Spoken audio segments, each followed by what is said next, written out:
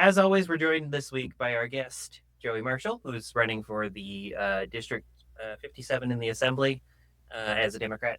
And Joey, if you don't mind, just give us a little bit about your background and also why you chose to run. Forgot that last time. So, originally born and raised in Fond du Lac. Went to school there.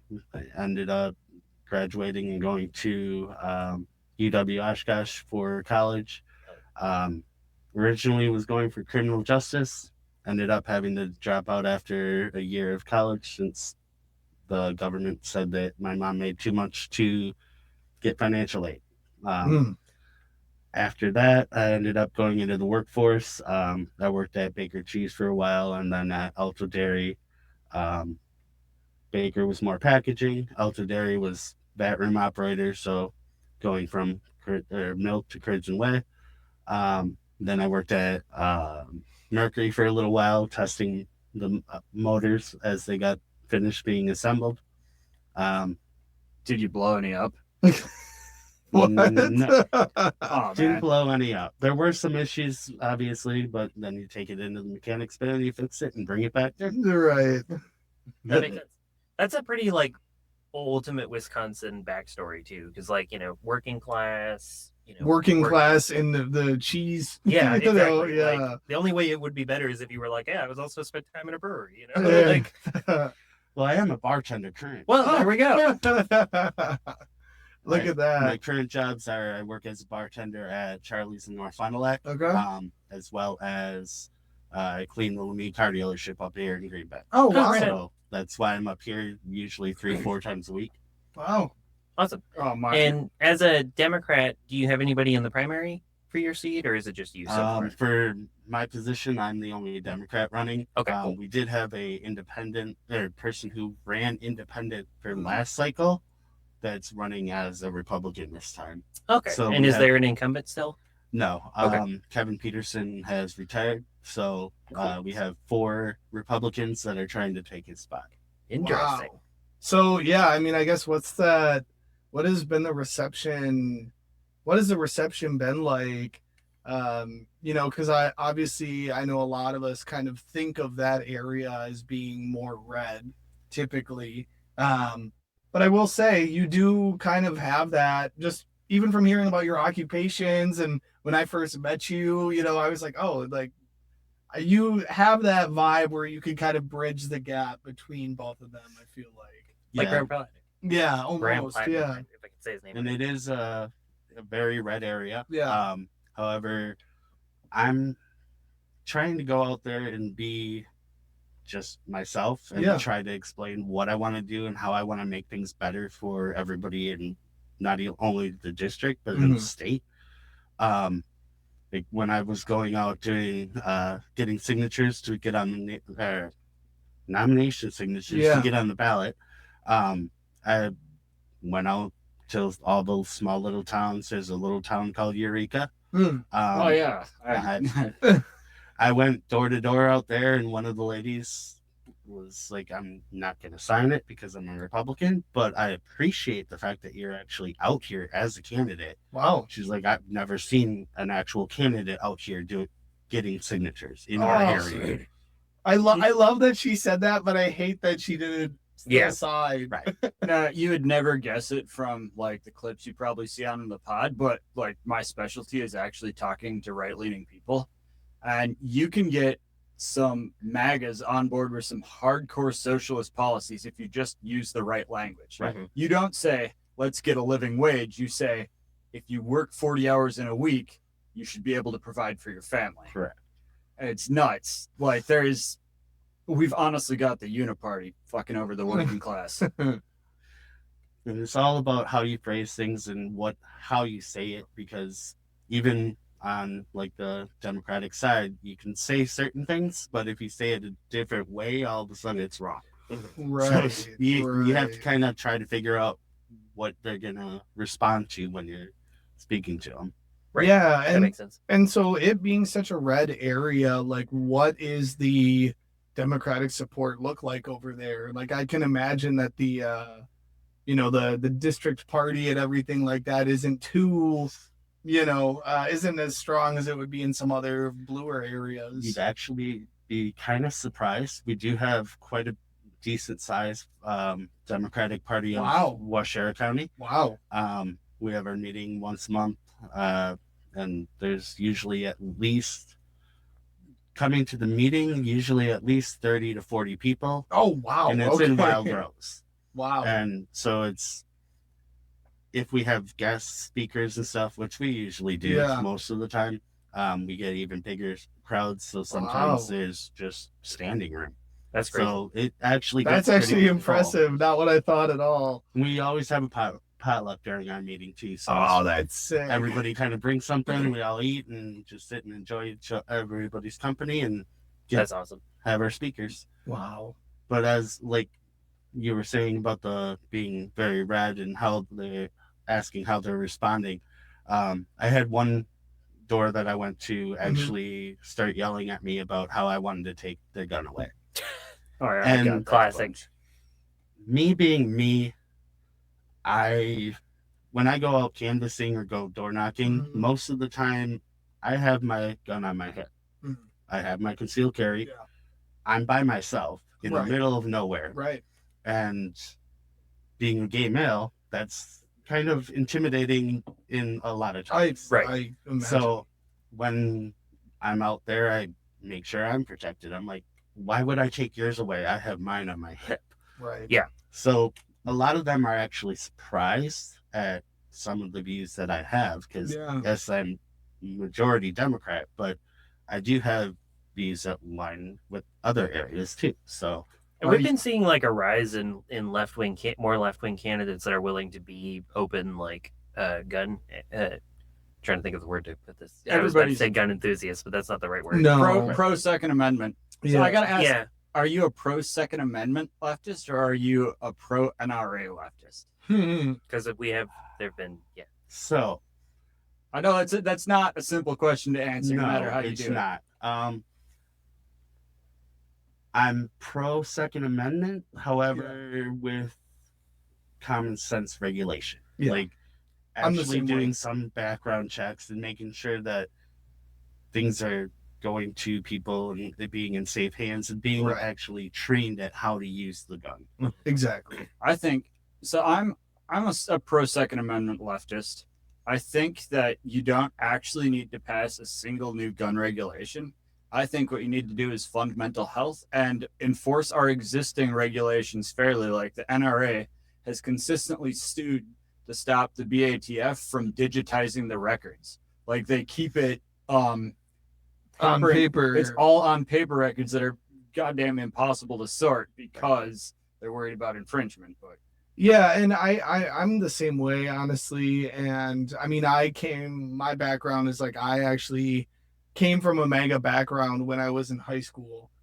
So I guess I kind of inherited the pro gun from that. But then as I kind of made my leftward shift, it was like, no, I want, marginalized people to be able to have the ability to defend themselves. Right. And so that's kind of why, I'm like that. And I think that that's like definitely a huge, we're seeing a lot of that. Like Katrina DeVille, we've had on the show multiple times, is obviously she is somebody that is very, pro-gun. Oh, yeah. And we even had Kamala on the presidential race saying like, oh, like I go to the gun range all the time or whatever. So like, I feel like, you can both acknowledge that we do have a problem with mass shootings, but also, still believe in the right to, self-defense and that type of thing.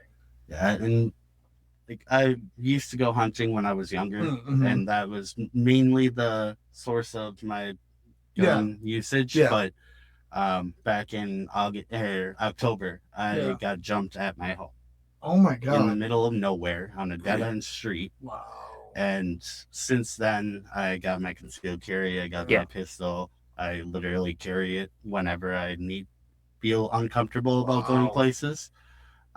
Or even just if I am not feeling very great about things that day, I just wear it on my hip for just safety wise and just comfort. I think that's kind of where I come at it from, is that like I'm the turd in the punch bowl, as it were, when it comes to gun stuff, because I'm like, I don't give a fuck about guns. I don't like them. I don't have any intention of using them myself.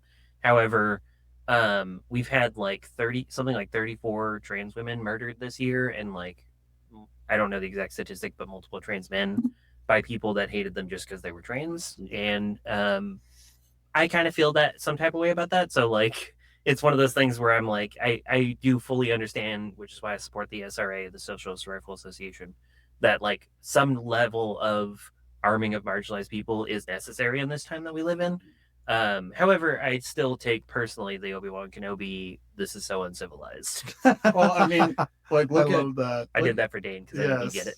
look at history. Your favorite president, Ronald Reagan. Fuck Ronald Reagan.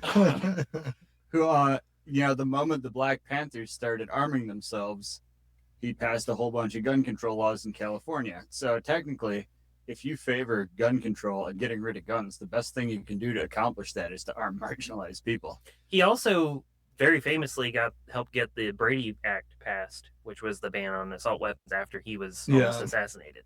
So as a reminder, when you look at the record of who's confiscating because nobody's actually trying to confiscate guns, but going with that narrative, it's Republicans, because Republicans have passed more anti-gun legislation in theory than Democrats over the years. Like 8 years, I was told by conservatives growing up conservative that Obama was going to confiscate all of our guns.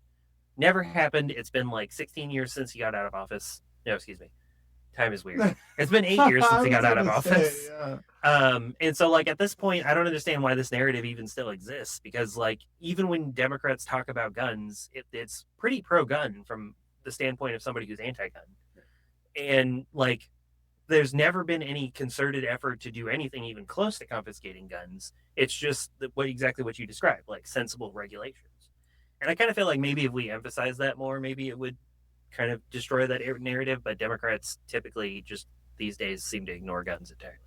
I don't know what's going on. And so I guess kind of tying into the guns, I was kind of looking at your website, which we will link in the description on all the platforms that this is posted on. But one thing that you had listed on there was turn violence into purpose. Mm-hmm. And can you kind of just, I think I know what you mean coming from that, but can you kind of elaborate on what you meant, or what you mean by that, just for the people that are watching and are going to be watching? So the website was designed when I was actually running for the 6th Congressional District. Okay. When I switched to the assembly race, because there was 7 Democrats running in the 6th district. Wow. Yeah. Just a couple. Yeah, just a few. We pretty much all had the same views, just different ways of getting there. Yeah. Right. So with nobody running on my ticket in the district, I decided to step back and focus valid. more on state and local issues. For sure. That's what people were concerned about. Definitely. At town halls. Definitely. The violence without purpose that pretty much kind of came up right after I was attacked. We tried to get people to understand that political violence was happening right in their backyard, and nobody was even caring. Nobody's saying anything. There was violence all over the place, but literally in an area that nobody would expect, in the middle of nowhere. Right. People had reached out to just check in and make sure I was okay. Like Tammy Baldwin called and checked in and holy shit, actually like was making sure I was okay, letting me know if there was something that she could do to help, let her know. I met her in DC a month later just to sit down and kind of chat with her about it. Does that make you feel a little better about it? She's fine now. Sleep paralysis demon. We have a mired history, but she's doing pretty well in the past few years. So I was the chair of the college Dems at UW Green Bay. Okay. Dane was on my board, but he was also on SDS, a lot of rabble rousing leftist groups, and she came in for a campus visit, and then I got one of my board members leading the protest against her. It was kind of awkward. Largely because he had one of his co-hosts tell one of his board members that because it was a secret thing. It wasn't that secret, but Douglas Adams, Hitchhiker's Guide to the Galaxy, famously once said that anyone who wants to be president should in no way allowed to be doing the job. And I think that's fundamentally true. Like if somebody wants that power, they're not the kind of person that should be trusted with it. Right. So I like candidates who only ran because they felt like they had to. So, what was the moment that made you decide, fuck it, I need to run for office? So the exact moment was probably right after this last presidential election. Before that, I'd kind of been just looking into things a little bit because the Congress person, I don't even know if I want to call him a congressman, Which one? for the 6th district, Glenn Grothman. Honestly, all of our Um, Republicans in the he, state suck. So. For so long, really never even had anybody running against him. And when he did, it was kind of like somebody just jumped in the race to be there. Right. So after the last election, I'm like, all right, something needs to be done. Nobody is listening to any of us regular working people. Right. They're screwing us all over, and things are getting worse and worse, and we're just giving more power to people that really should not have it. Right, exactly. And at that point, I started doing town halls. So back in April of last year, when Doge was getting going and doing all their cuts, and so there was so much stuff going on at that fraud and time. abuse, allegedly.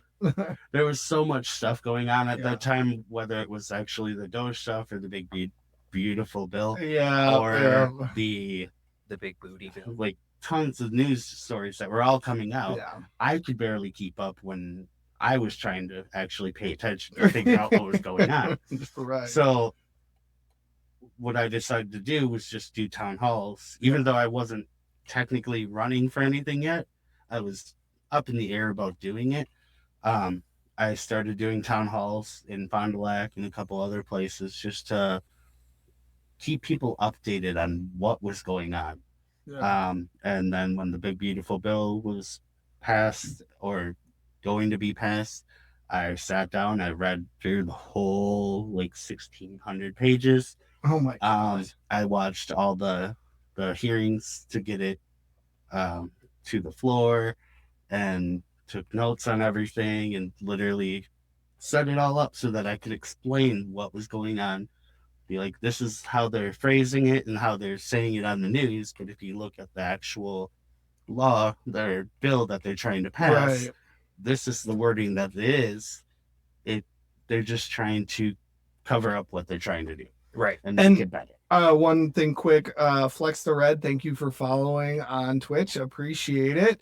But that was kind of my brief. I got the notification. So yes, since we're on Twitch, we do have to actually thank people. Yes, but I do. I mean, I definitely think that's we're seeing that a lot with a lot of the candidates that we interview. And I'm a nerd, so I always compare it to there's a scene in one of the Marvel movies at the end where Thanos walks up to the gauntlet and he's like, fine, I'll do it myself. And it's that's kind of the state that we're all in, is we're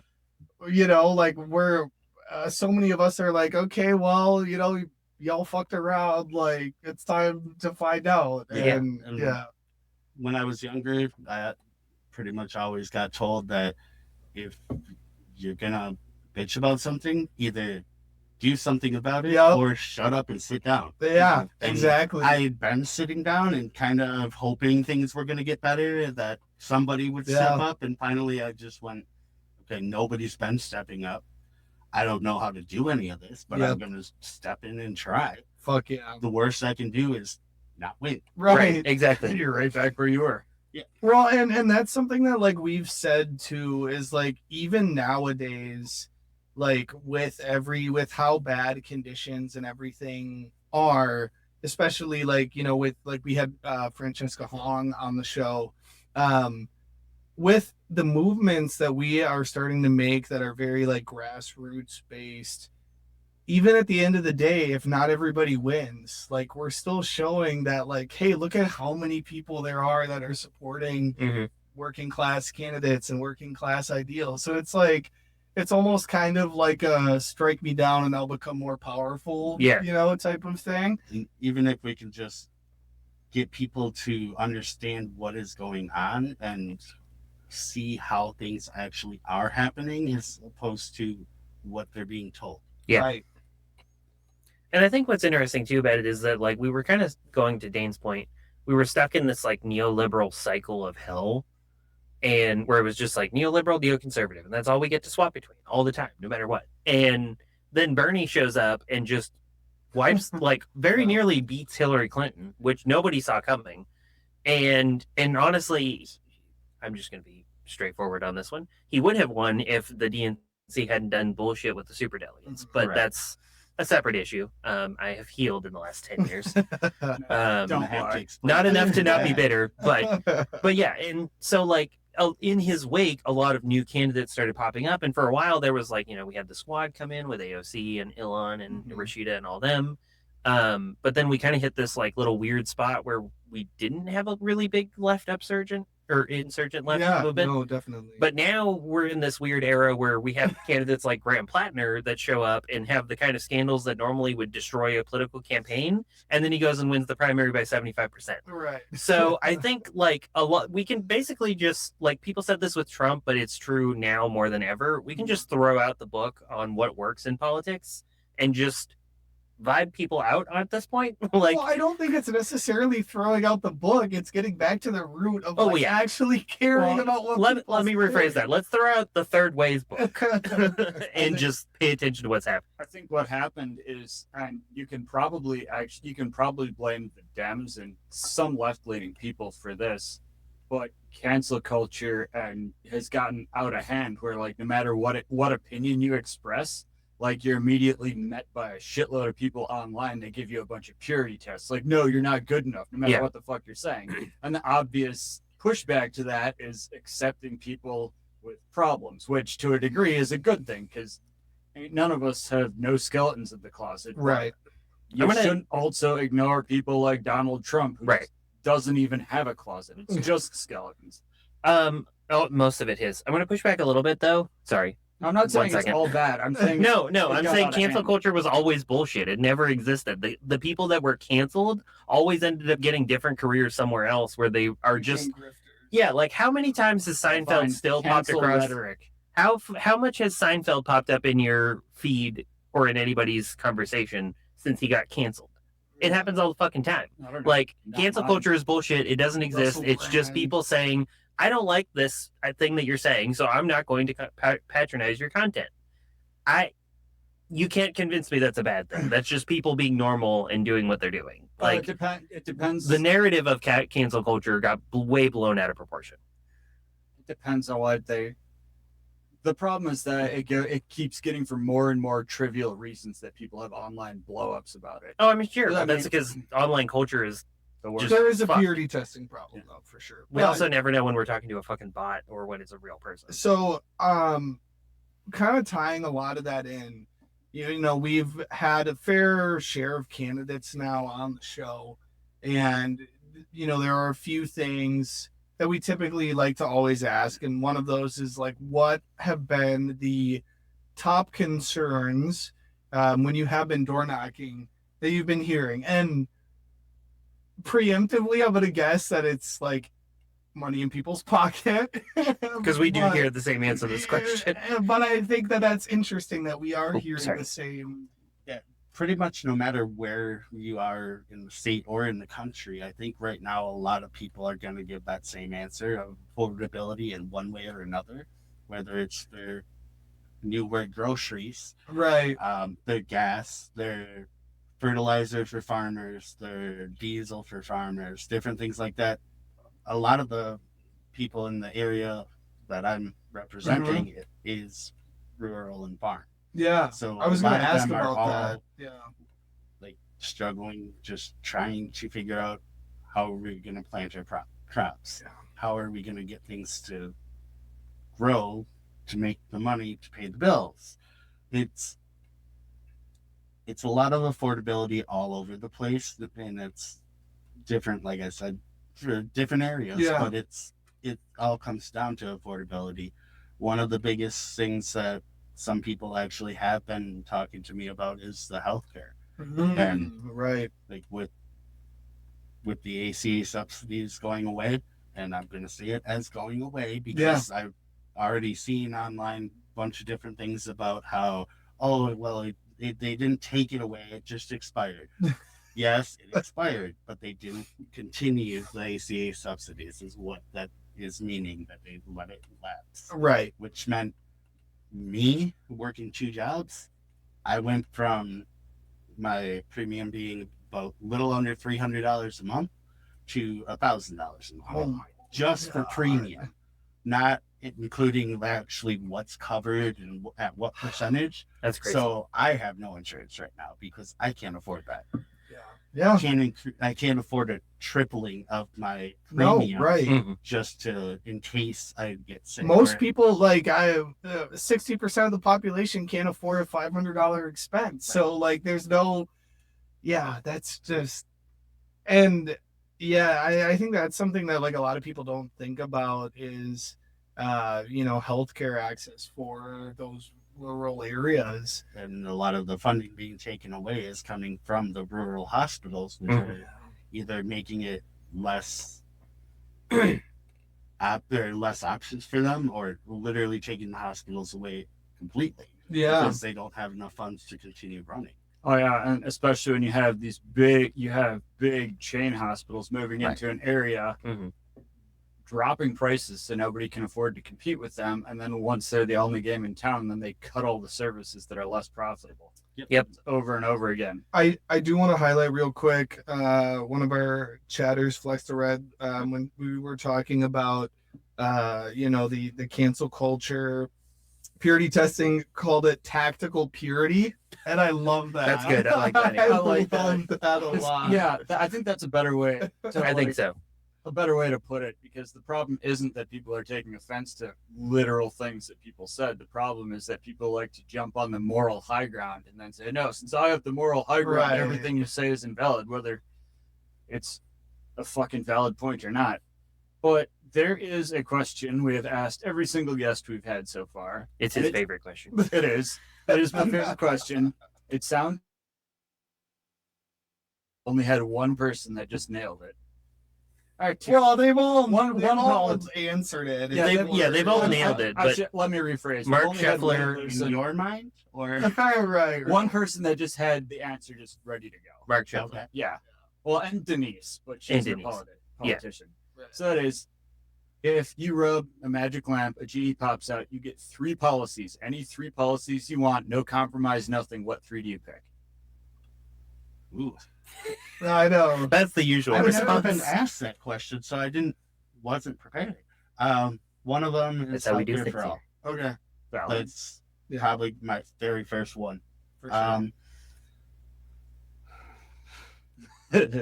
Don't worry, we'll edit out awkward pauses. Let's see. I don't know if it'd be, well, obviously it'd be possible because it's a cheating wish. Yeah. Human rights for all. Yeah, there we go. Doesn't matter who you are. You Valid. should have your basic human rights and be able to life, liberty, Yeah. pursue your happiness. Going back to documents at the beginning of the country. Let's see. Third one. This is the one that I got Rick Perry. So I keep making that joke, but nobody's alive long enough to remember that shit. I don't even know that show. Rick Perry, when he ran for president in 2016, he was on the debate stage and he was like, 3 branches of government, or 3 things in government is before I eliminated. gave a shit about politics. Yeah. And what do you mean nobody's been around long enough? I'm 42 Well, years okay, fair enough. You are the rare exception. Most of the time, I'm surrounded by 20-somethings that are like, What? I was barely in high school. I in feel like I'm 2016. the what's your- only person that we have ever had on this show, besides Eve, our other co-host, who is 20-something. Yeah. No, I just meant like general group surrounded. people. Oh. Yeah, not like specifically. Because But you anyway, met sorry, all your go friends at college, Emma. Yeah. So, if I had to be pushed towards a third thing, because I have 2 different options, and I would probably end up going with actually funding public schools. Hell That's yeah. good. You know, technically, you could be pedantic and say that healthcare is a human right. So it's Well, I could, but the way that we view it, it is not currently. yeah. So what, you're always going to get the in chat they said, pushback. "Oh, I remember. Oh, Rick Perry. Yeah, not Thank you. Tyler Perry." Thank you. Yeah, Rick Perry. It was really funny because he was asked to name 3 things he would eliminate from the federal government, and he named 2 things, and then got hung up on the third one and was like, "Oh, what was the third one?" And then like Ron Paul, who's signed, you can't see it on camera, but it's on our roof.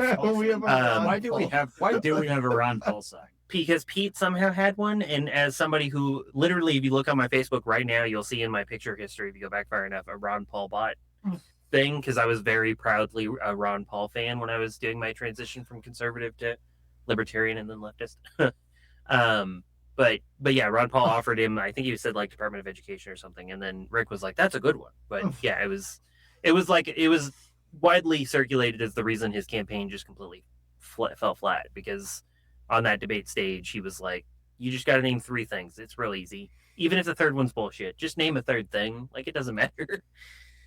But I mean, I think that those are all great. Like, they're all great things, and they're like the root of the problems for, especially in rural areas. Like, I feel like when most people think about like what's the issue in rural America, they think healthcare and they think school are like the number 1 and number 2 things. Well, almost for the last, I don't even know how many years, but out in the rural areas, but even not rural areas in Wisconsin, there's been ballot initiatives almost every time, or referendums for more money for the school. Yeah. For almost every area of the whole state.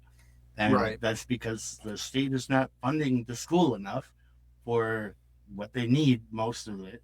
There are Violates exceptions. the Wisconsin Constitution. Yeah.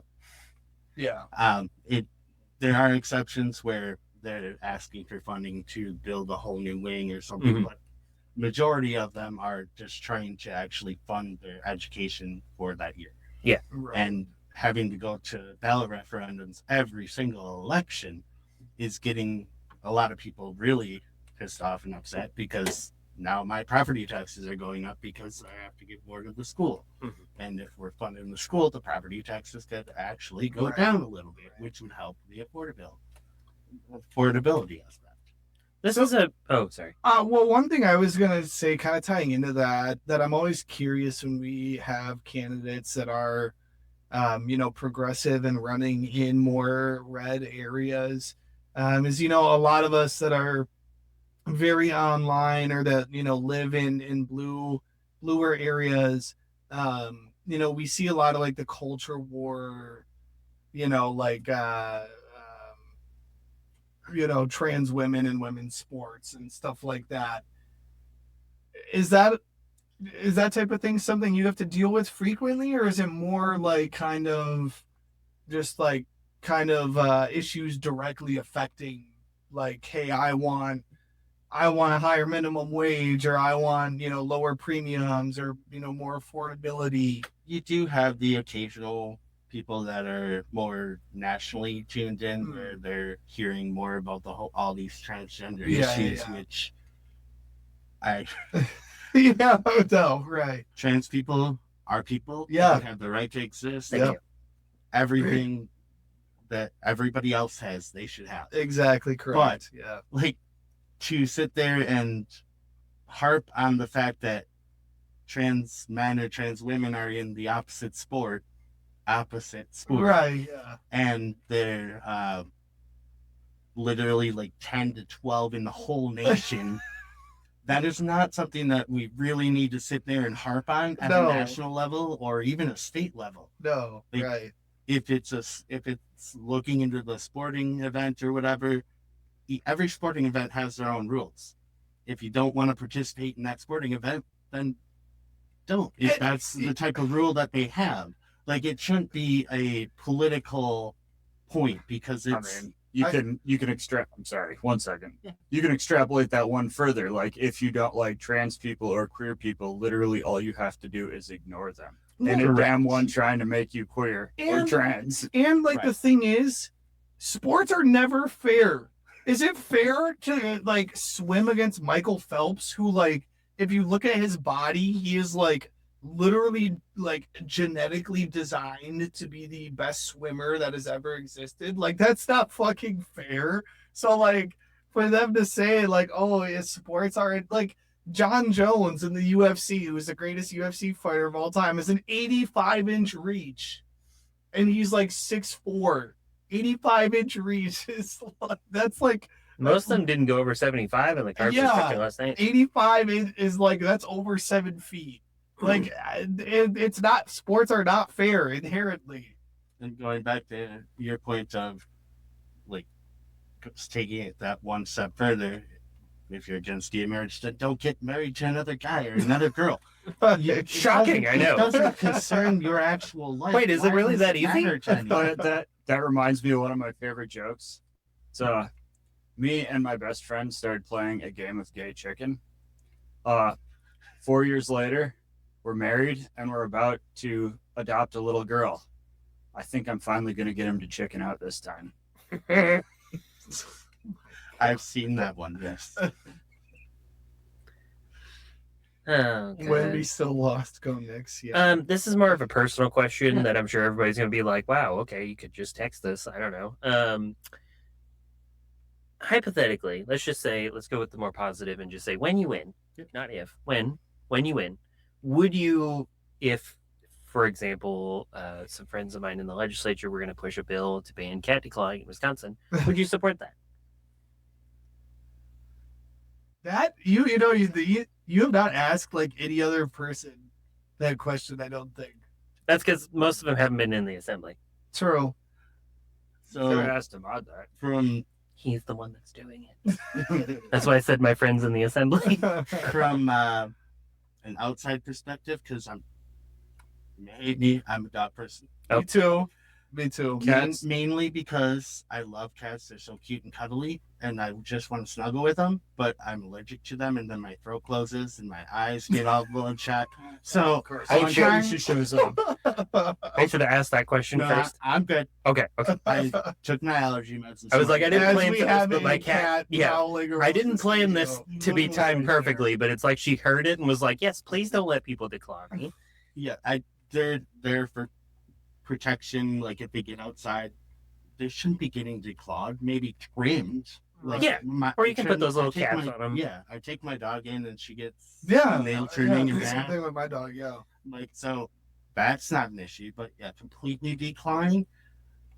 Why? To save your couch? Is that what you're doing it Yeah, for? Like it's why considered are you very harming the inhumane. animal just Yeah. to make your life more convenient? I always put it as like, if you wouldn't allow somebody to take your fingernails and your It's very toenails. painful. Yeah, no. The only time you see that shit Toenail ripped happening, off before I Ooh. Yeah. the only time you see that shit happening is in like a fucking Saw movie. But then when the fact that we're allowed to even do this process to cats, like I used to work at a local cat rescue, Safe Haven Pet Sanctuary, and we actually had multiple cats that came in there that were declawed, and it was cruel. I mean, it's not something that should ever happen. And so that's why I was like, look, this is very small potatoes, I know. However, I'm trying to get as much support for it as I can because I have been a cat person my whole life. I love cats, and I want to help them. So And yeah, I would support it because it's literally stopping the cruelty to the animals. It's bodily autonomy, but like put this man on the endorsement sheet. Since you're a dog person, I've got a pet theory, right? A pet theory. We have been having this discussion literally since Yep. like our first ever guest on the show. All right, and that is dogs are comrades because dogs care about the pack more than they care about themselves. Cats are specifically right libertarians because they are fiercely independent while depending on systems that they do not understand. Okay, I see where you're coming. Yes. How do you vibe with that? I will say I was somebody like you. I have recently opened, Don't myself get me wrong, up to I love cats. I love cats, Yeah. but they are assholes. My cat has a way of making people that didn't realize that they love cats love cats. So speaking of, there she is. So, my view on cats actually goes back to like the Robin Williams view on it of cats are like drag queens. The sheets. Oh, I know this reference exactly. This is perfect. They, I've never heard that before. they literally just like concern themselves and nothing else. Like nothing else matters. It's just whatever's best for the cat. I have never believe heard it's that. Robin Is Williams. perfect. Live on Broadway or something is the special that he did, and it was hilarious. I laughed so hard. Yeah, that was Even though I have a lot of drag queen friends, but true. it so fits if you just think about it. Yeah. And he also Yeah. was coming from the era where like one of the biggest drag names was like Divine, for example. So like it wasn't even like when you look at it from the cultural context, it makes even more sense. But it was a good bit in general, which is good for Robin Williams. I never heard that. That's so funny. I like that a lot. Well, I always say that they actually are comrades because this one is also she's not just my cat, she's also my ESA. Okay. And I will literally be getting like pissed off at a video game, and she'll just come running over and hop up in my lap and be like, "Are you good? Like, I'll make biscuits, whatever makes you happy. Like, I got you." Interesting. Mhm. But yeah, so that's like that question has popped up like every other guest that we've had on since whenever we start talking about household pets, that comes up. James and I are locked in an eternal war over whether or not Yes. cats are comrades. And my dog half the time acts like a cat anyway. She'll jump up on the back of the couch and she'll just sit there. That's what our producer Pete's dog You're a Pickles does chihuahua, that. not a cat. Yeah. Down. Well, and when Pickles does it, it's Marschall even kind funnier of because he's a similar. large breed. So when she gets up on the back of the couch, it's hilarious because she's enormous, and then she's Yeah. half the size of the fucking couch. Yeah. So I think obviously, you know, we are getting into the summer. We have primary season and election season coming up. So just like in general, how are things going, or what was scratch that question. One question, another one that we typically ask is like, what has been a big eye opener for you since you started running? Like something that where you were like, oh shit, I did not realize that it was either this was going to be this hard, or, you know, like, yeah, that type of thing. So I don't know if it was a real eye opener. Like I knew pretty much a lot of the different things that we're going to I was gonna have to be doing. One of the biggest things I hate about campaigning or anything like that is fundraising. Mm-hmm. I absolutely hate it. I'm not the type of person to ask people for money. Even in my personal life, literally I could be on my last $10 for the next 2 weeks and I will make it stretch. I will not ask because I don't like to at all. Yet I'm supposed to be calling random people that I probably don't know, asking for donations for my campaign, which I understand that a lot of them, if they're a Democrat, they're trying to support other Democrats that are running and they want to help with purchasing campaign literature or yard signs or gas to get to events and stuff. Right. But I still feel so awkward and weird asking that. That's one of the biggest areas I'm struggling with. But I'll ask, donate to his campaign. Link in the description. Yes. Otherwise, like the going out and talking to people and just meeting people where they are is my favorite part. And that's good to I don't hear. know if that's like the bartender aspect of me coming out because Probably at least a little I bit. could just sit there and chat with them. And even at the bar that I worked at, typically you're not supposed to bring up politics or religions at the bar. You get drunk But- people, what's going to happen? I just sit there and talk with them about different things that they're worried about or thinking about, and sometimes it goes into politics. Mhm. And I just continue on talking. Right on. Love Yeah. that. One thing, shout out to a friend of the show, Sean Briscoe, aka CLSB Politics. Check him out on YouTube. He's great. He's been on the show multiple times. But one thing that he told me, because I got my first run at campaign manager this cycle, and one of the things that he recommended to me is something that he does with all of his candidates, and that's what he calls call time, which is basically taking 4 to 5 hours a day, and just like, you know, it helps if you have a list. And then he said that by the time they got to like the forums and the debates and all that stuff, his county commissioner candidate that he had was literally like, she didn't have to have notes or anything like that. She was already, because, you know, most of the time you're fighting a voicemail box rather than talking to the person themselves. So you got to kind of figure out how to nail your pitch down to that 45-second window where a voicemail is going to pick you up. And then that way, even if they don't get the call, they still have enough in there that they're like, all right, cool. This guy sounds awesome. We'll try it out. And having that like 45-minute hard cutoff really helped her get her pitch down to where, like I said, she didn't need notes or anything like that because she just had it all ready to go. So, however, it depends on who you call, really. Like, obviously, you got to call somebody. In this economy, it's hard to find people that have money to give to somebody. And So that's the other thing. I'm like, well, they may have had money 2 years ago when the last election was going on, but now do they have that extra money? And I'm asking them to give something, and they don't really want to, but they Right. do want to. So I understand the call time aspect. They kind of went through that with us at our boot camp that we had for the Assembly Oh, good. Democrats. awesome. And I had heard of it before, but they kind of broke it down. Yeah. To actually make me understand a little better how to go through and do stuff. So I've been working on my list the last week or so to try to start doing more call time. Yeah.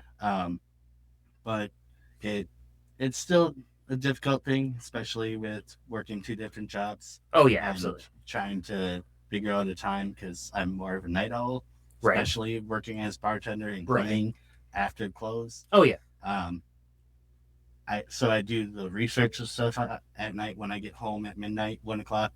I'm just sitting there on the garage having a cigarette and doing my extra research. And by the time I get up, I have to be ready and go to work. I don't have time to do a lot of calls. So we're working on trying to get it all scheduled and figured out. But And consider that a PSA also so Bernie Sanders has supported this idea for many years, which is public funding of elections. Meaning, you don't have to go looking for fundraisers all the time because everybody gets the same little pot of money. You don't get any more than that from going to PACs or billionaires or whatever. And then that way everybody starts out on the same footing. And it's a lot easier for more working class people to get involved because, like, right now, as you've said, it's trying to juggle, how do I campaign with somebody who this is their full-time job? Or they're retired and they don't have a job. Or they're rich, and they can self-fund and all that shit. How do you compete with that as just a normal working class person that doesn't have those deep pockets or deep pocketed friends? And I think like doing the public funding option is the best way to actually make it to where anybody, and also upping the pay. Cause like the fact that you get paid $10K for being a city council member in Green Bay is insane. Like, how are you supposed Costs to? at least 15 to raise. Right. Exactly. So it's like and I know that a lot of that comes from distrust of politicians, which I get. And I understand that people have that. But like part of how you incentivize people to not take big checks when they come down from big corporations is to just give them enough money that they don't have to look for that money in the first place. Like if they can afford to live and run and raise their kids and all this other stuff all together, they would never need to, they would have no incentive to take a bigger check unless they're just a greedy fuck, in which case you don't want them anything. Right. I will say there is an extremely, extremely fine line between effective fundraising and being a scumbag. Correct. When Kamala was running, I got one of the many emails, hey, donate to the campaign. And I was actually going to, but then I scrolled down and they had the make this a recurring thing pre-checked. And when you unchecked it, it still had this thing in the background that showed a check mark, which made it really goddamn difficult to tell if you were locking in to, a recurring donation or a one-time thing. And I'm like, your whole shtick is saying that you're not a fleecing scumbag like Trump. That's the only reason for people to vote for you. Like, you can't be pulling this shit. So then I didn't donate. Maybe if you would have donated, you would have won. $5. That's how a lot of these subscription services work nowadays, though, is they make it really hard to cancel. They make it so, like, for example, if you're an Apple user and you do your subscriptions through Apple because it's easier to have everything in one place. I'm not speaking from personal experience here. They actually have it to where your phone will be like functionally useless for most of the apps and stuff that you have if you can't pay your bill for your one subscription. And if you cancel it after they said that they're charging you for it, even though you can't use the subscription, they're still going to charge you for that month because it's already lapsed, and then finally cancel it after that. So they'll always take that's the message of modern capitalism, is take your pound of flesh, make you suffer, and then if you can't afford the subscription fee, you get the worst version of the product. Yeah, no, definitely. I mean, I think the whole subscription thing is just like, it definitely doesn't help the working class folks. But I do want to say I love that we are seeing we kind of talked about it in the beginning, but we're seeing this emergence of like actual working class people running for office. Like, I don't know if you saw, but there was this whole controversy like last week about Francesca Hong when she opened a restaurant and she was like $30,000 in debt. And Most of which was accrued during COVID. and they were trying to like get her with that. And there was a lot of people, even people on the right, that were like, no, I'm not gonna lie, like that makes her relatable. Yeah, Like, exactly. you working Welcome two to jobs, our right? life. Right. You working two jobs while doing this? Like, hell yeah. Like, I want somebody that knows what it's like working two jobs and doing this because they care so much. You know, I don't want somebody who's like, you know, sitting on the couch with their feet up, like, you know, stroking their labradoodle. That's like, I'm That's not where I thought you were going with that.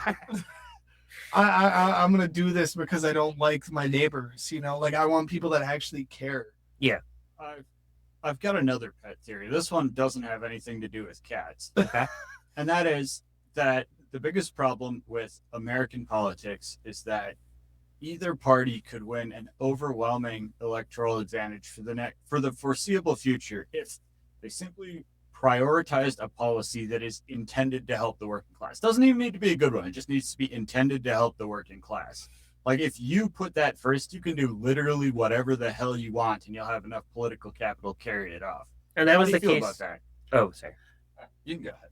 So I agree that doing things for the working class would help you be able to get into office and hold office if you can actually get through and get those bills into law and pass things to help them. Right. Some people are looking at it though as right now, especially, you have a D behind your name, you have an R behind your name. Yes. And even me coming to them saying I work two jobs, I'm working class, I have been my whole life, they're gonna say, well, you have a D behind your name, I'm sorry, I'm gonna vote for Right. this Republican person that maybe got over $1 million in subsidies. That Yeah. they're gonna do that just because they don't want to vote for a Democrat. And for the last 15, 16 years, the Wisconsin Assembly has had a Republican majority. Oh, and yeah. Everything has not gotten passed to help any of us because we don't have a majority to do so. And the Republicans, even if they agree with the bill, won't even allow it to the floor because the Democrat is putting up the bill. Yeah. And that's been happening so much, even more lately, that even if it's going to help the working class, they don't care if it's got a D behind it. Yep. I mean, you can make the counter argument, though, that, you know, Biden, when the Democrats were in charge, like the last time they really put something forward that helps the working class was Obamacare. That was like the last time they really did something. And before that, like, I mean, you've got your the history. Inflation Reduction Act. Inflation Reduction Act. That's more controversial, though. I guess. Yeah. I mean, even the version of the Build Back Better bill, because Trump did his just like Trump always does. He just takes what somebody else did, steals most of the work, does the worst versions of it, and then names it similar. Wait, I never realized that Build Back Better, Big Beautiful. No, he I literally, never that's realized literally that. why it's called the Big Beautiful Oh Bill, my because he wanted God. to deliberately take from Biden's I Build Back Better, which in feel fairness, so stupid. when I you did look at not the know that. when you look at the version of the BBB, or yeah, I have to specify myself because they're both. This is why I hate Trump. That's why you hate Yes, Trump? that's the only reason. All the rest of it I love, but that shit, fuck that. No, the Build Back Dane's Better. supposed to be doing the right wing pivot, Emma. Yeah. That's true. The Build Back Better bill that Biden passed while he was in office was actually really good before it went through two people who represent states that you've heard of probably, but almost never seen anybody from, West Virginia and Arizona. Held up most of the good parts of that, and then the version that eventually got passed was so watered down that it really wasn't like the BBB had the potential to be a bill that would have basically made Republicans irrelevant because it was new. The original version of it was very New Deal-esque in terms of how broad it was and how many different things that it solved. But to go back to your point of like meeting the needs of the working class being a winning electoral strategy, yes, it was 90 years ago, but there are still lessons we can learn that are still true for the present, which is that's exactly what FDR did for the New Deal. Is he passed legislation that directly met the material needs of the people of his time, and the result of that was he had 80% of the legislature at one point. Like at the peak of his popularity, he had 80% of Congress that was behind him, which you've never seen that. And like the landslides that he won every election, like at this point, we're so like excited when we when we eke out a win over an odious Republican like Donald Trump. But back in the day, we were like enjoying 80% victories. Like this is not something that's that controversial. It's just when people are suffering and you meet their needs, they're pretty fucking appreciative of that. One of the biggest things right now is so many of the regular politicians will promise and promise and promise things, but never actually do anything towards it. Yep. Or they'll put a bill forward and they've compromised so much on it that it doesn't help anybody. It does besides the people that are signing the bill. Right. So no, I need to get somebody in there, people in there that are actually they're not caring about it from a Republican or a Democrat response. They're trying to just make it better for the regular people of the state, Yeah, the country. Absolutely. Yeah, and I guess a couple things. Number one, obviously, you know, we have to be aware that it was not only FDR, right? A lot of that was passed because there was a very militant labor movement. Oh no, absolutely, especially like during that era, it was crazy. They wanted it to be better for the working class, and FDR, you know, made concessions. He was a class trader, but not like a full class trader. Right, but that doesn't need to be said because I know, you know, tactical purity, right? Like one of our and as an FDR fan, I will accept that because he did a lot of fucked up things, including the internment of Japanese American citizens. Right, that was horrific. That was Nazi shit. Right, he should never be appreciated for that. However, as they say with Joe Biden and the genocide in Gaza, his domestic policy was okay. So we're gonna probably start wrapping up pretty soon. We like to keep it around an hour.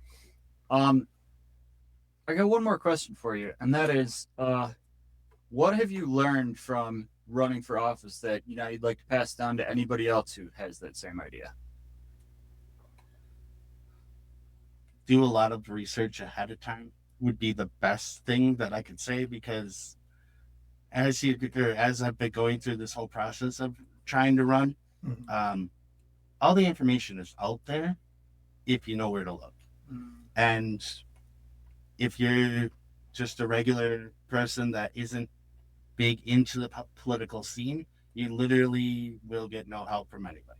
Right. Because it doesn't matter what party you're in, none of them are helping you right from the start, even if you try reaching out. That's what I found, at least.